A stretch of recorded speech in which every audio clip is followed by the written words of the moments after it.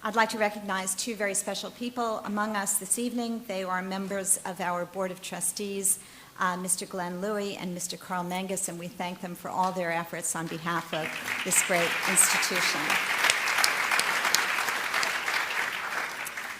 Tonight's program will last about an hour and will include a question and answer session if time permits.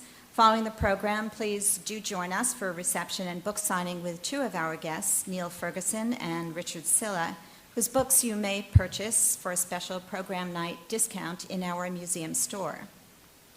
James D. Wolfenson is the chairman and CEO of Wolfenson & Company, an investment and advisory firm he founded in 2005. He's the former president of the World Bank, a position he held from 1995 to 2005. He was only the third president in the bank's history to be appointed for a second 5-year term, and during his tenure, he made sustainable poverty reduction the bank's overarching mission. In May 1995, he was awarded an honorary knighthood by Queen Elizabeth II. I'm also pleased to welcome Neil Ferguson, the Lawrence A. Tisch Professor of History at Harvard University, and William Ziegler Professor of Business Administration at Harvard Business School. He's also a Senior Research Fellow at Jesus College, Oxford University, and a Senior Fellow at the Hoover Institution, Stanford University. His most recent book is The Ascent of Money, A Financial History of the World, and he also wrote and produced an accompanying PBS documentary of the same name. Richard Silla has graced us many times with his presence, most recently at our Weekend with History, and we're delighted to welcome him back. He's the Henry Kaufman Professor of the History of Financial Institutions and Markets and Professor of Economics at the Lawrence N. Stern School of Business, New York University. His many books include The American Capital Market and a History of Interest Rates, and The State, the Financial System, and Economic Modernization. He served as president of the Economic History Association and the Business History Conference, and is currently a trustee of the Museum of American Finance.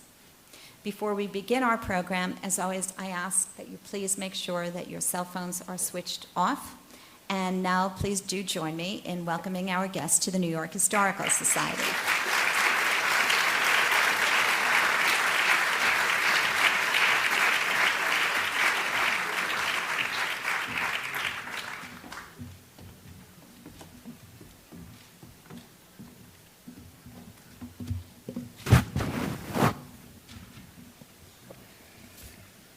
Good evening, everyone. It's a great pleasure for me to be back in the New York Historical Society. I think I haven't spoken here for 10 days, so I'm missing the place. I am a financial historian, and I always like to get audiences. Everybody's kind of gloomy these days when you talk about the financial system and the world economy. And so I like to say, look, don't be so gloomy. I'm a financial historian. And it doesn't get any better than this.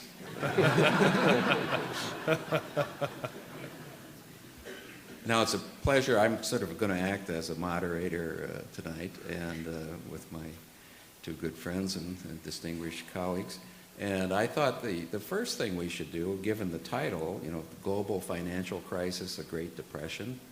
The Great Depression lasted from 1929, some say. I think it's more 1930 to 33. Some people say it lasted all through the 1930s.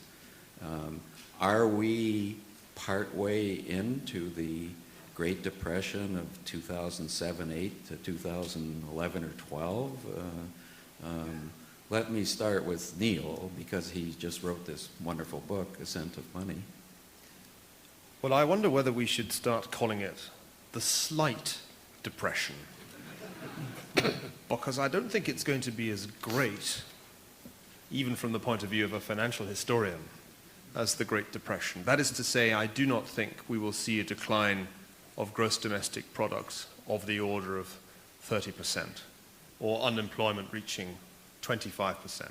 One has to remember how calamitous the Great Depression was, and not many people these days are old enough to remember that.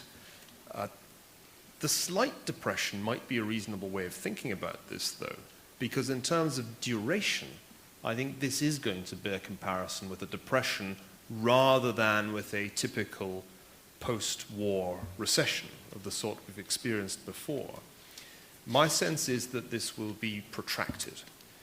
The administration anticipates robust growth resuming next year at roughly 3.5%, then 4% the year after that, then 4.5%. Ladies and gentlemen, if you'll believe that, you'll believe anything. It seems to be much more likely that the United States is now going to be on a lower growth path because the age of leverage is over. And it was leverage, it was debt that propelled growth in the glory years, the boom years. So my sense is that though this won't be as calamitous as the Great Depression of 1929 to 33, it may be as protracted.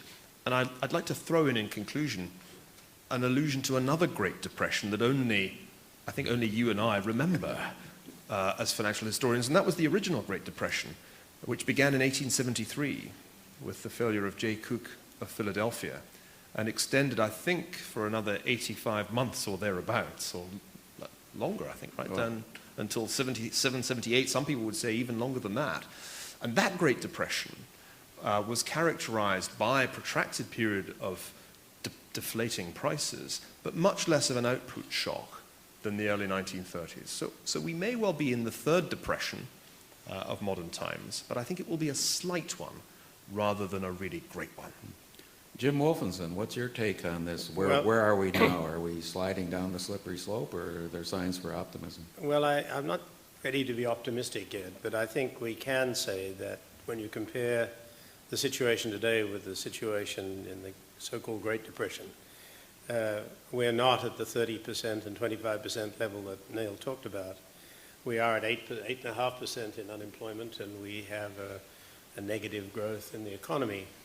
And if you look at the statistics going back 14 months from the start of the Great Depression, we are at least on track with where the Depression was. In fact, we're slightly ahead of it on most of the indicia of economic activity. The difference this time, of course, is that the government has responded in a very different way. The banks have not been allowed to bust. The interest rates have been pushed very low. There's liquidity being poured into the system. And I think the government is doing everything that it can to ensure that, that we don't have the experience of the Great Depression. I'm hopeful, but have just that little worry in the back of my mind that it could happen. So I hope that Neil is right. I agree with him in terms of the pullout. I think that it is unlikely to be anything but something that is more moderate, because I think things have changed so significantly in the structure of our markets and are likely to change and to keep that change. Let me come back to you right away with this question. I have an impression that here, so far we've pretty much talked about the United States, and most of us live here and we're sort of insular, you know, miles of ocean on either side of the country. But there's a great big world out there, and it seems to me that we're very fortunate tonight to have Jim Wolfenson here, who was the head of the World Bank for so many years. How bad is it in the rest of the world that we don't really pay as much attention to as I think we should? Well, I think it varies where you look in the rest of the world. I think the other countries in the OECD, the richer countries in Europe, and to a less extent actually Japan, but they're suffering pretty much the same way we are. In the developing countries, there is the notion that we're up about 2% of growth this year. But if you take out China and India, then you get back to a zero growth in the developing countries, where we're something negative at the moment. And in Africa, which was an area of the greatest vulnerability, you have growth at zero, but you have a population increase of 2.5% every year. So that essentially Africa is falling back as we speak. And I don't think we've yet seen the full impact of the crisis in terms of natural resources. I'm worried about that particular issue, but I'm even more worried when you project it forward.